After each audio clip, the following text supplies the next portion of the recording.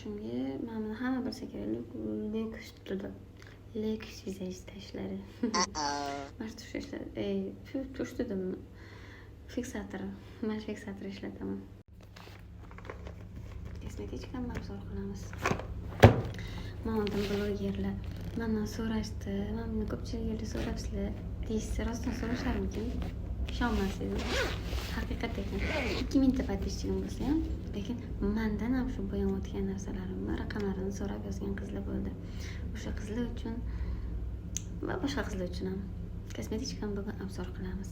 Bu Shibator baza sifatida ishlataman. Keyin hozirgi kunda tonalnim tugab qoldi. Lyuks vizaj tonalini ishlatardim. Hozirgi kunda mana shu qo'shonni ishlatyapman. Mana bleskim so'ragan ko'p qizlar. Оттенок qanaqa deb, bu 03 оттенокda qizlar. Plumperli. Bu meniki Vivian saboniki. Vivian saboniki. Keyin highlighter. Mana highlighter ishlataman. Bu 2 yilmi bo'lgan olganimga, lekin hali ham tugamagan. Juda ham barakali highlighter. Concealer. Mana concealer oldim yaqinda yangi. Mana bu. Vivian sabon concealer. Ikkiga uni oldim, mana concealer ishlatardim. Bu Live Generation ikkalasi ham rossiyskiy brend. Keyin rumyana.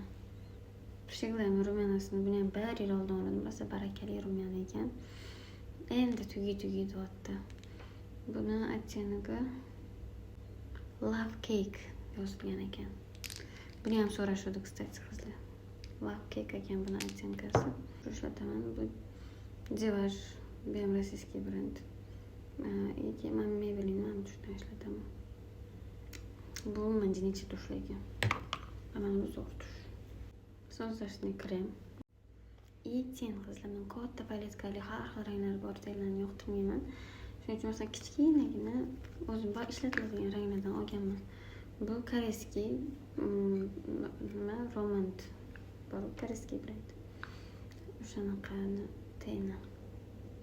O'zim men pudra ko'p ishlatmayman почти, lekin bu olib qo'yganman. Bu turkiy brend adashmasam.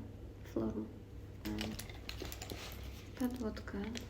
Bu ham Vivian saboni. Shunaqa obzorchik bo'ldi qizlar. Sizlarga yoqdi degan umiddaman. Like, подписка. Всем пока.